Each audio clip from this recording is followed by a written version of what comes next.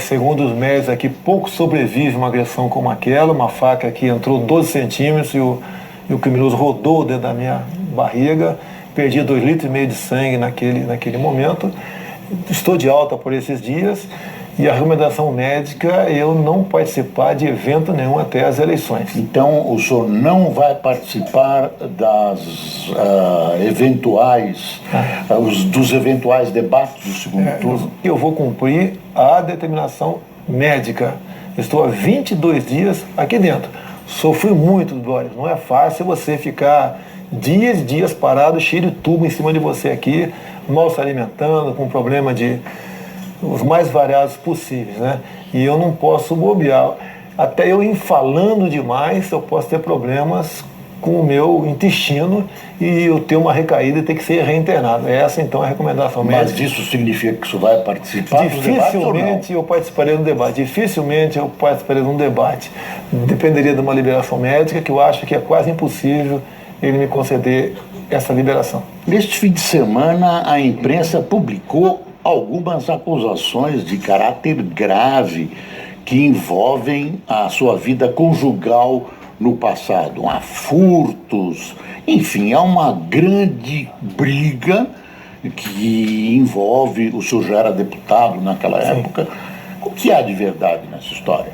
Primeiro, eu não me furto a responder qualquer pergunta nesse sentido. Agora, deixo bem claro, o processo correu em segredo de justiça. A revista não poderia ter acesso ao mesmo. Estamos tomando providência contra o dono do cartório, o juiz e a própria editora Abril. Te respondo qualquer assunto. Qual é que eu respondo? Os fatos são verdadeiros? A própria ex diz, está na matéria, a senhora Ana Cristina, que foi num momento de separação que quase todos, né, muitos, têm o emocional sobe a cabeça. Ela diz que falou muitas inverdades e nada daquilo houve. Furto do cofre. Quando ela foi chamada para depor sobre o furto, ela não foi. Agora, por coincidência, havia sim um funcionário do Banco do Brasil acusado de ter furtado uns 15 cofres naquele momento.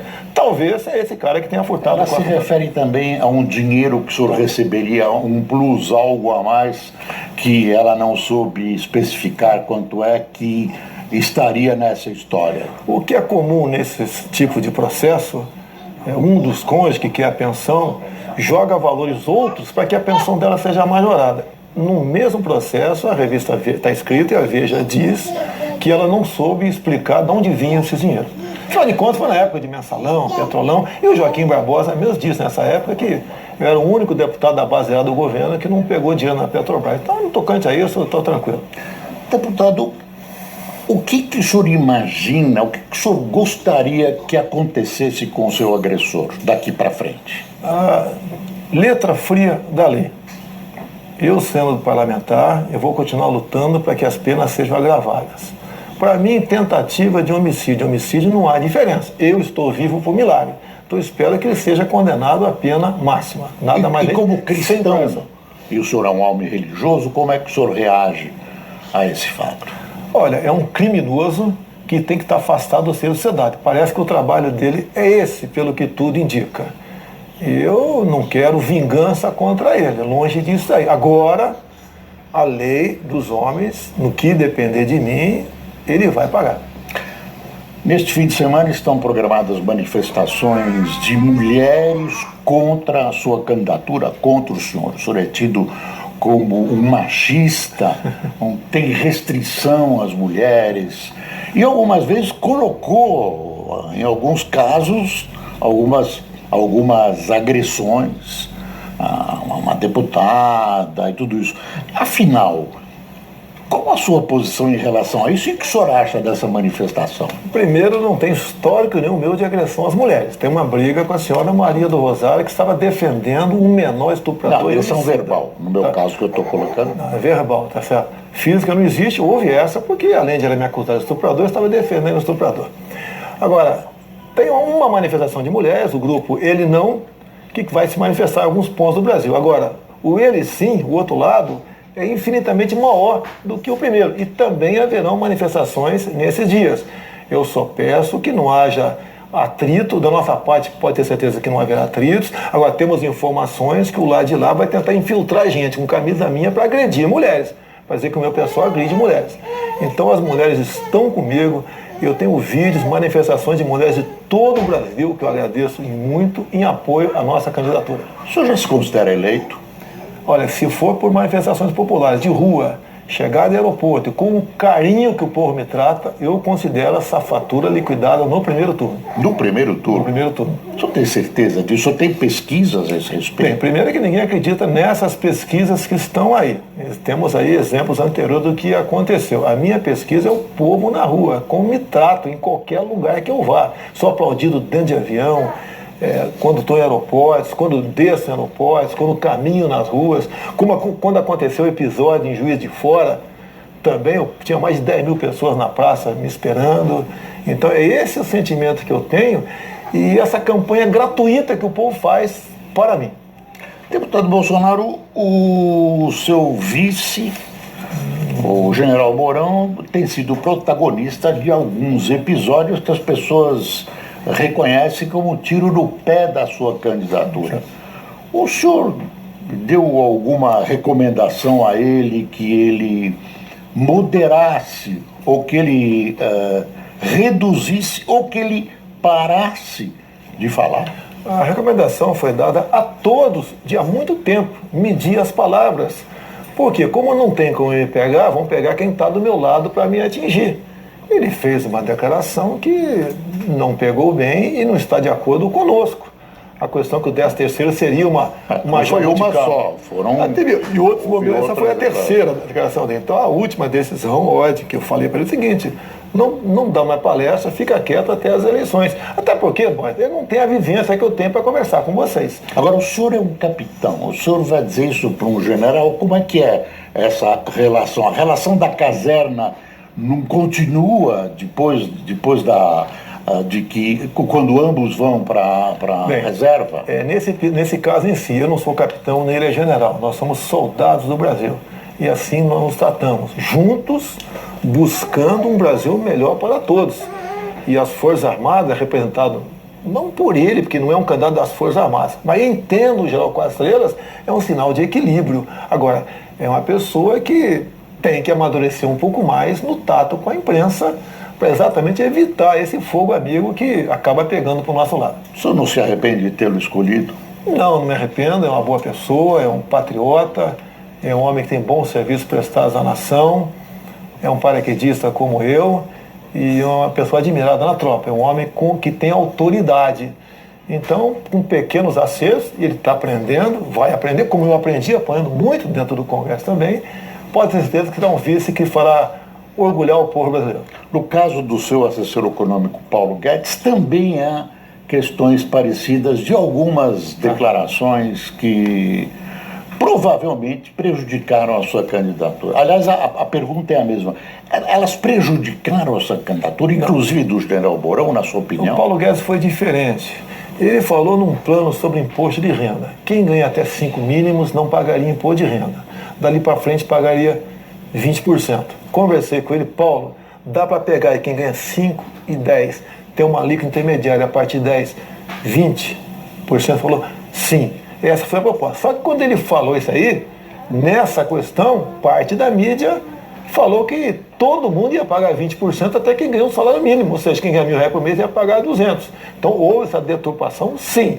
E a outra questão que ele foi mal interpretado, que ele falou o seguinte: nós devemos diminuir a quantidade de impostos, nunca criar impostos, seja qual for o imposto, que seja até uma CPMF. Aí ele pecou em falar um palavrão conhecido como CPMF, que eu fui um dos que lutou muito para que fosse revogada a CPMF. Mas ali foi um ato falho dele, e a proposta dele é boa, é bem-vinda, sem a CPMF, obviamente. Capitão Bolsonaro, não é um paradoxo o fato de o senhor ter dois correligionários próximos, um candidato a vice e outro que vai chefiar a sua equipe econômica, que falam coisas que o senhor contesta, e o senhor diz que o assessor econômico tem carta branca, será o seu posto de Ipiranga, e o senhor pede para ele moderar a sua fala? Esse carta branca tem um limite. Eu, por exemplo, tenho um problema sobre Forças Armadas, ligo para o general Augusto Heleno. Tenho sobre economia, ligo para o Paulo Guedes. Tenho sobre ciência e tecnologia, ligo para o astronauta Marcos Pontes. Então é um trabalho em equipe. O que nós estamos ajustando é o seguinte: ninguém vai ser dono da sua área. Vai ter liberdade para propor boas políticas que vão passar sob o meu crivo. E o Paulo Guedes já está nessa situação também, né, de trabalharmos em equipe. Porque o que um fizer, se for bem feito, tudo bem. Mas o outro pode, ao ser consultado, talvez plotar um possível erro e corrigir. Nós não temos o direito de errar. Existe uma afirmação que o senhor não tem uma visão geral do que será a economia no seu governo. Isso é fato? Porque o senhor realmente não se define com clareza. Não, eu pensei que você falando que não entendia de economia fosse uma virtude. Afinal de contas, os economistas levaram o Brasil para o caos que está aí. Não foi eu, capitão de artilharia do Exército Brasileiro.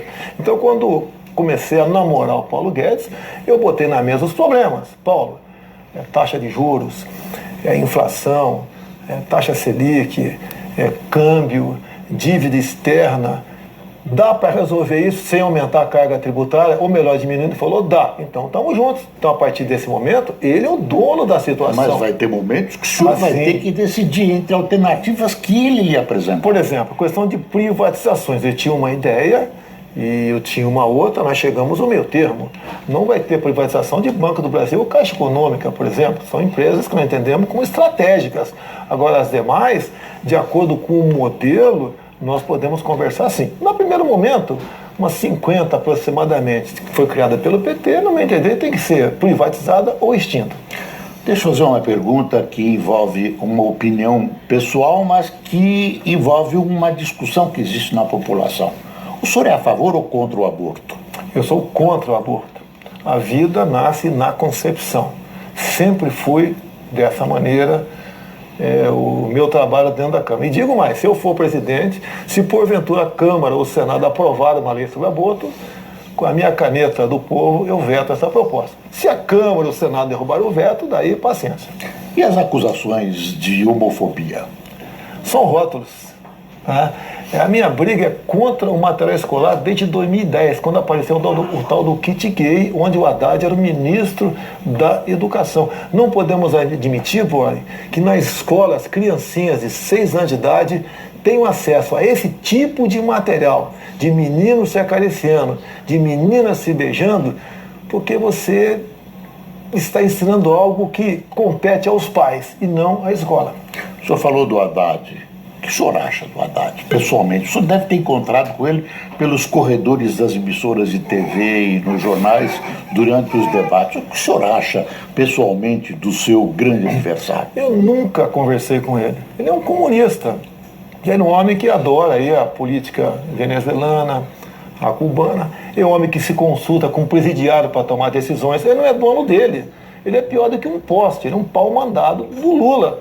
E a meta principal dele, uma vez eleito, caso seja eleito, é indultar o Lula e acabar com a Lava Jato. E daí o Brasil se mergulhará num caos. O que eu penso dele não é da minha cabeça, isso é uma realidade.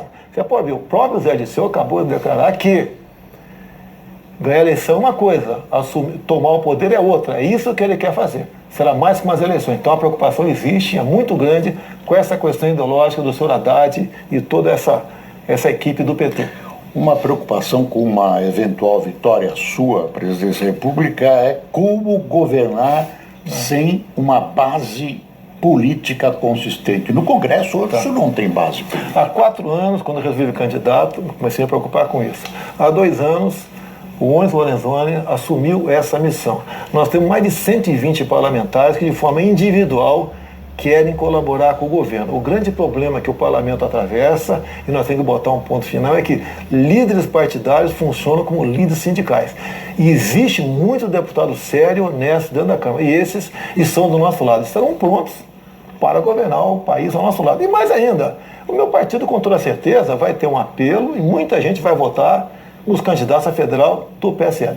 O senhor conhece a Câmara melhor que eu e que a maioria dos telespectadores.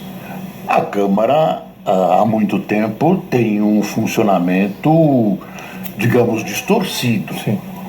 Tem o toma lá da cá, cargos, etc, etc. O senhor acha que muda com a sua eleição? Muda, até porque você pode ver. Nenhum partido médio se coligou comigo. O próprio Centrão é um ajuntamento de partidos fisiológicos. O próprio Paulinho da Força negociou com o candidato a presidente do Centrão a volta do imposto sindical. O que acontece normalmente? Nos últimos 20, 30 anos, acabou as eleições, o presidente eleito pega ali os 10, 12 líderes de maior bancada, vai para um canto lá do Palácio do Governo e negocia, diretoria da Petrobras para você, de banco estatal para não sei quem, ministério para não sei o que lá, e daí está montado o governo. Isso chama-se governabilidade. Eu chamo isso de roubabilidade. Isso tem que deixar de existir. Um presidente sério, honesto, ele tem que escalar um time que dê satisfação às necessidades do povo. Não, eu admito que o presidente tem essas intenções. O que eu duvido é que a resposta do lado de lá seja efetiva, com um cachimbo. Faz a boca torta. Nós sabemos que provavelmente a renovação no Congresso será baixíssima. Então a pergunta que se faz é a seguinte: como governar com boa vontade, com boas ideias, que eu acho que todos os candidatos têm, sem um apoio maciço que possa permitir até reformas constitucionais no Congresso Nacional? Foi tratado pelos grupos parlamentares os problemas regionais, estaduais, e levantamos todos, atendemos todas as bancadas, as mais variadas possíveis, sem o tomar lá da cá. Isso foi acertado entre nós. Nós, Boris, não podemos continuar fazendo essa política feita até hoje.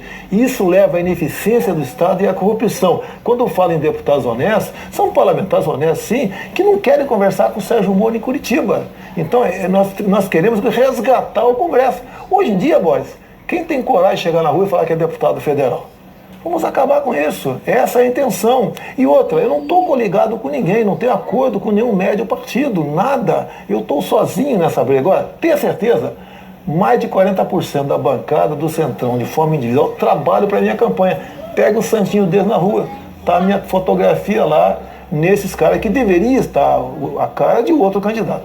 Como é que o senhor vai se relacionar com os governadores de oposição? Governador, as pessoas estão falando um pouco, a eleição presidencial cria uma sombra sobre as eleições de governadores. E governador é importante. Como é que o senhor vai se relacionar com os governadores da oposição? Nós não podemos penalizar o povo por uma questão ideológica da minha parte. Você tem que respeitar a vontade popular. Obviamente.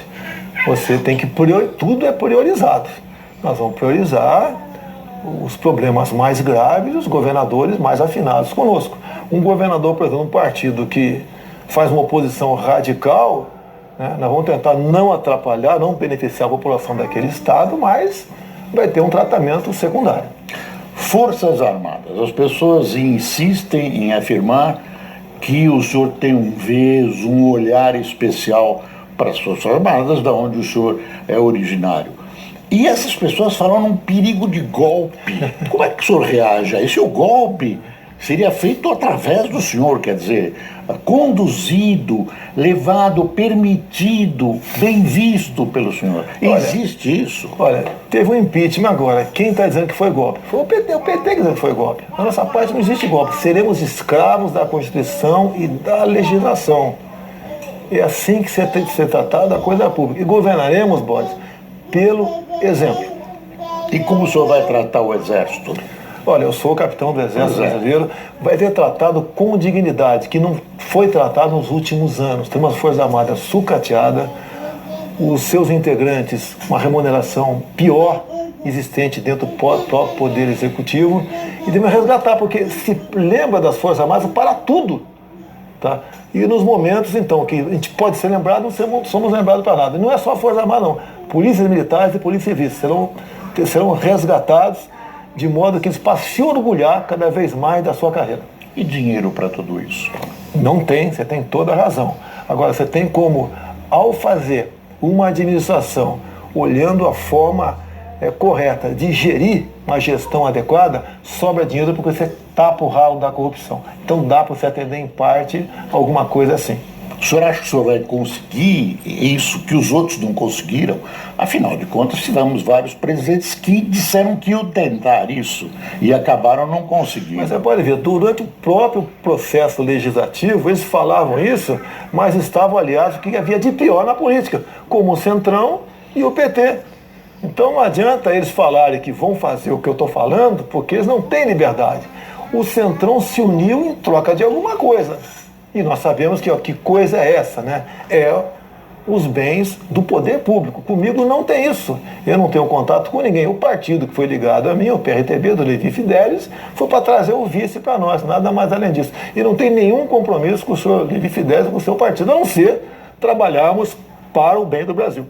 E a dívida pública? Parece que o general andou deitando falação também sobre negociação da dívida pública. É um capítulo delicado. Ele falou também numa área que não é dele, né? A nossa dívida pública está se aproximando dos 4 trilhões de reais. E a conversa com o Paulo Guedes dá para começar a pagar essa dívida? Ele botou um plano na mesa e falou que dá. Aí entra aquela questão da confiança, a carta branca. Como é que ele vai pagar essa dívida? Tem a proposta dele. Por exemplo, tem que entrar mais recurso na Caixa do Tesouro se aumentar imposto. Como? Desonerando, desburocratizando, desonerando a folha de pagamento, é você fazendo comércio com o mundo todo sem o viés ideológico, é você jogando nisso, você aumenta o emprego, jogando pesado na segurança, você aumenta a receita que vem por parte do turismo, é buscar agregar valor naquilo que nós produzimos.